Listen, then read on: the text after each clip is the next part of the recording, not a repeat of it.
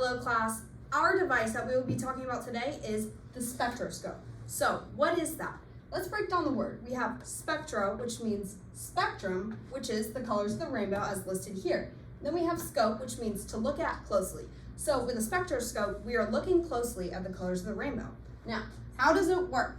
The light enters into the spectroscope, hits this grating, which diffracts light and separates the colors. And when we look into it, we will see this wavelength scale, which is measured in nanometers from 400 to 700. So here we can see our blue and our green.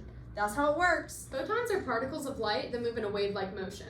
This is important when we're talking about spectroscopy because the wavelength of light is directly associated with its energy.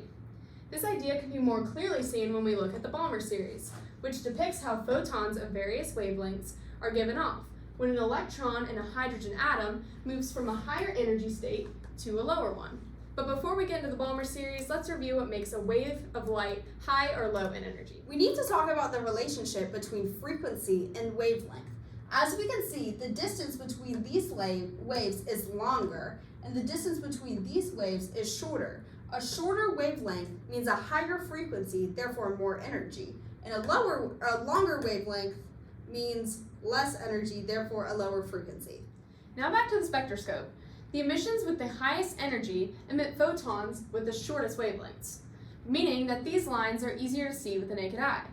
Because larger energy transitions produce higher energy photons, it may be easier for some experimenters to see the blue and violet emission spectral lines than the other colors, because they have the shortest wavelengths and are therefore emitting the highest energy photons. Now that you know a little bit about spectroscopy, let's talk about what you can use it for. A spectroscope gives us the wavelength that we can use to calculate the energy of light. With this information, spectroscopy can help us identify unknown elements using its light emissions. Since emission lines give us wavelength, an element can be identified because most of them have their own unique emission spectra.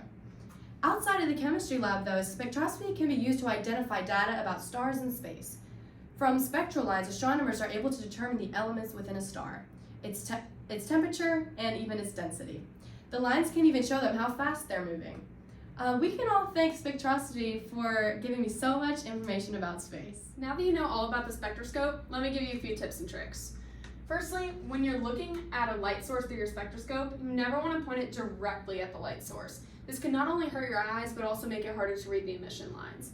Instead, tilt it down or away from it a little bit at an angle. It'll be way easier to read and it'll protect your eyes.